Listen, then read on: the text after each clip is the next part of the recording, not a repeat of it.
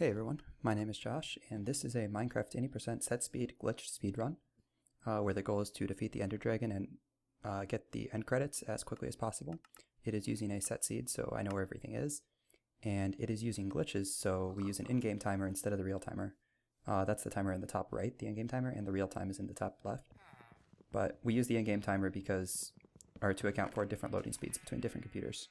Anyway, we start next to a village on this seed, and we get a chest plate, some iron, gold, apples, and obsidian, which is very nice, and I'm going to start duping that immediately. I dupe everything except for the iron. I don't really need to dupe that. And I'm going to use the wood for obviously crafting and to make some beds later. And then I'm going to use the gold for trading and to make golden apples, which will be our source of food. And the obsidian is so I can get to the nether, because the nether is the fastest way to get to the stronghold on this seed. So anyway, we're going to dupe this 3 times, and then I'm going to start crafting. One thing you may notice at certain points through the run is that audio cuts out. That's a problem where my computer isn't loading OpenAL. Obviously it didn't work this time, but sometimes when the game loads, it doesn't get, or the OpenAL library doesn't get initialized. I don't know why that happens, but just bear with it. Sorry about that. Anyway, I made a pick and a shovel there. I actually don't need to make a pick anymore. We rerouted it to not do that, but I've kind of made a mistake there. So it doesn't really matter. The pick kills the sheep faster, so it's not a real time loss. But yeah, anyway, I'm going to dupe some more items here. At this point I want to dupe the gold, wood, emeralds, and wool.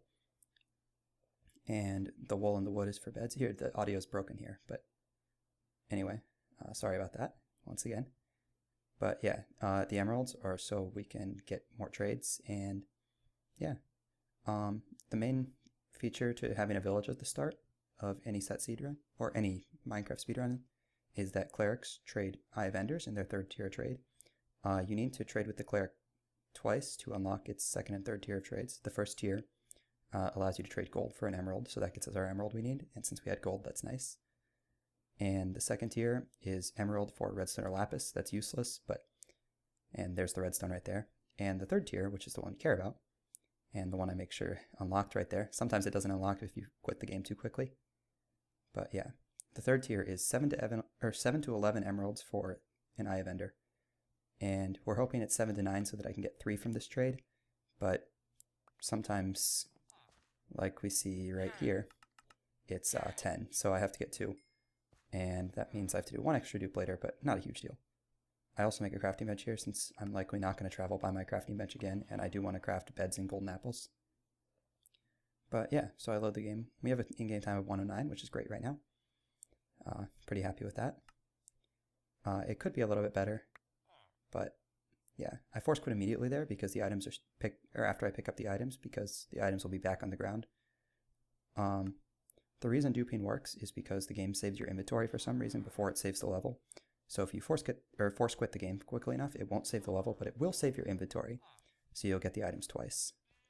And my golden apple crafting is really sloppy here, but that's okay.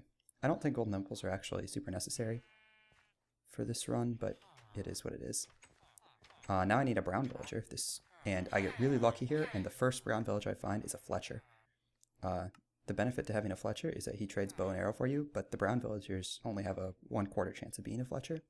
So a lot of times we need to look around or use a glitch that Funderful recently found that allows you to reset what the brown villager is.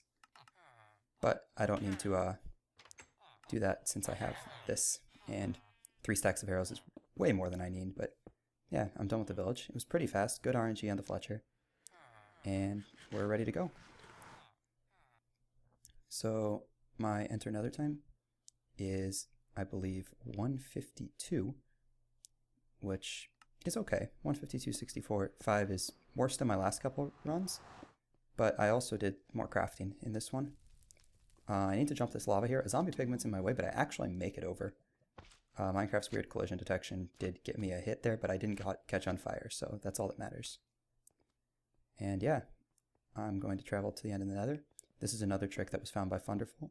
If we make the nether portal here and stand on the right square of it, so you need to stand on the right and in the middle of the right, we will go directly to the portal room. and that's why we don't need a pickaxe anymore. But like I said, I made it anyway. It was an accident. Sorry. So yeah, here's the end portal. It's a little laggy to pick up the items there, but it is what it is. And I'm in the end. We have a starting time of 2:30:50, which is fantastic. Well, not fantastic actually. It's been better for me before, but I'm happy with it. The end is what's really fantastic. The way to kill the Ender Dragon is to destroy the crystals, because the crystals heal him, and then blow him up with beds, because Mojang made it so that you can't sleep in the nether, or in the nether end. So they made the beds explode if you try to use them. And these explosions actually are more powerful than TNT explosions, so they do a ton of damage to the dragon. So yeah, I take out those two ender crystals, and if you notice, there's no ender crystals really in the middle of the island, which is what really matters, because that means that we can really focus on hitting the dragon and not worry about him healing too much. So I already have 2 hits on the dragon. I've already dealt almost half his health. And once again he attacks because he's being very aggressive in this run. And we now have 3 hits on the dragon. Unfortunately, I didn't do enough damage in that one to really get it, so it's possible to hit him with 4 beds. Usually you want the end to be a 4-bed fight, but if the Ender Dragon is being this aggressive, it doesn't really matter. And now he's on pretty much no health. And once again, the Ender Dragon comes after me. So here it is. That's the end of this run. The run officially ends when I fall into the portal and the end credits start. And that's going to happen right here.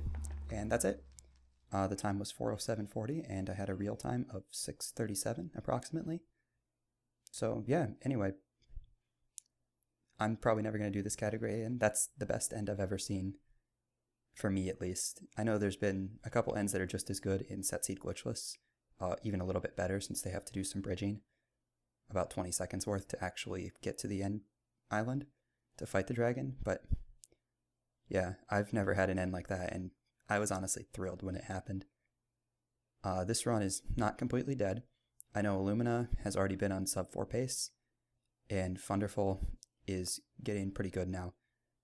Once his village time gets better, because I know his village was 240 in his previous world record, which was a 516, and I'll link that in the description.